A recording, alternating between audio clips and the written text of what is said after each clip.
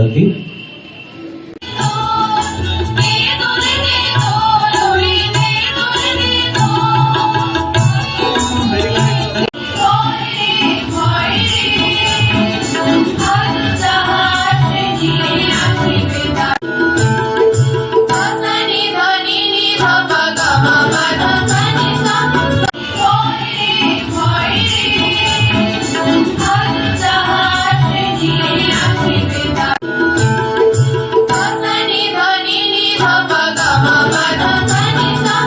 শ্রদ্ধেয় professor doctor Manik Saha মহোদয় মঞ্চে সম্মানিত অতিথির আসন অলঙ্কৃত করেছেন। আগরতলা পুর নিগমের বিদ্রোহী কবি কাজী নজরুল ইসলামের যে আবক্ষ উদ্বোধনী সঙ্গীত পরিবেশনে রয়েছেন আশা সঙ্গীত কলাকেন্দ্রের জন্ম জয়ন্তী অনুষ্ঠানে তথ্য সংস্কৃতি দপ্তর আয়োজিত এই প্রভাতী কবি প্রণাম শীর্ষক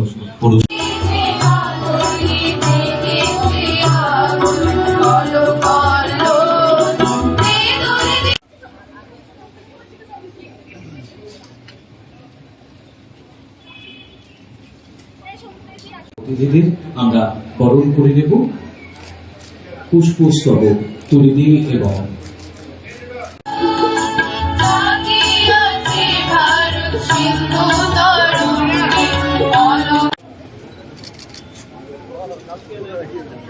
বিংশ শতাব্দীর বাংলা বন্ধু থাকবো মঞ্চে আসন অলঙ্কৃত করবার জন্য ওনাকে আমরা বরণ করে নেব পুষ্পস্তবক।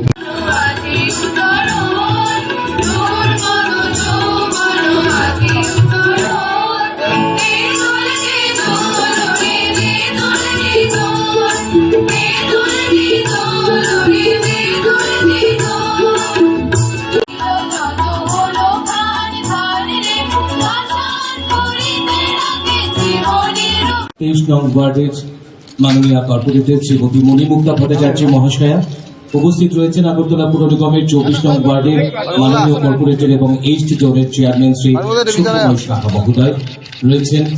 তথ্য সংস্কৃতি দপ্তরের মাননীয় সচিব ডক্টর। আজকে কবি নজরুল ইসলামের যে জন্মদিন, আমাদের ভারতবর্ষে যেমন সব কবি, লেখক, গায়ক, সঙ্গীত শিল্পী, দার্শনিক,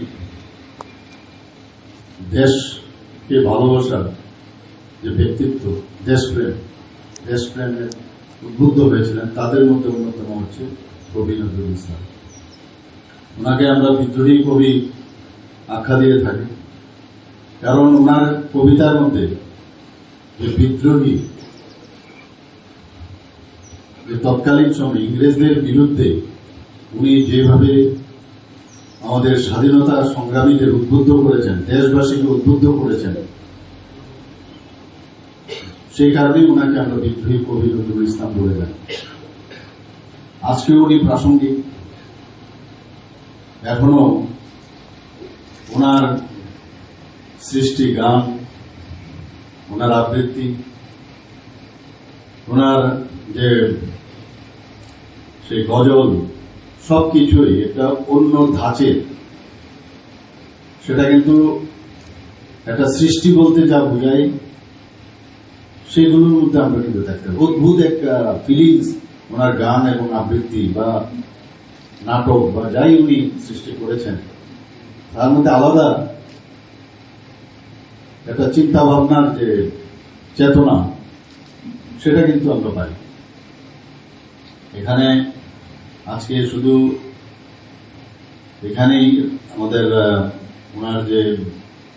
ওনার প্রতি সম্মান প্রদর্শনা এবং ওনার প্রতি যে শ্রদ্ধা নিবেদন এখানে শুধু হচ্ছে না, সমস্ত সাব ডিভিশনালেও আজকে আমরা একযোগে ওনার প্রতি সম্মান এবং ওনাকে স্মরণ করার আইসিএ ডিপার্টমেন্ট থেকে ব্যবস্থা করা হয়েছে।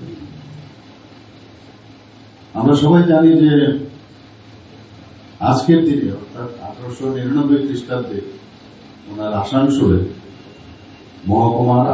মহকুমার চুচুড়িয়াতে গ্রামে ওনার জন্ম। তো এগুলো আমাদের মনে করার দিন আজকে, এবং ওনার যে চিন্তা চেতনা এবং সংস্কৃতি এবং সমাজ জীবন দেশপ্রেম সেগুলো কিন্তু আগামী যারা প্রজন্মের যারা আছেন অনেকেই এই বিষয়ে কিন্তু অনেকে জানেন না। তো এই জন্মদিন বা জন্মদিবস আমরা উদযাপন করি এই কারণে যে যাতে করে আমরা ভুলে না যাই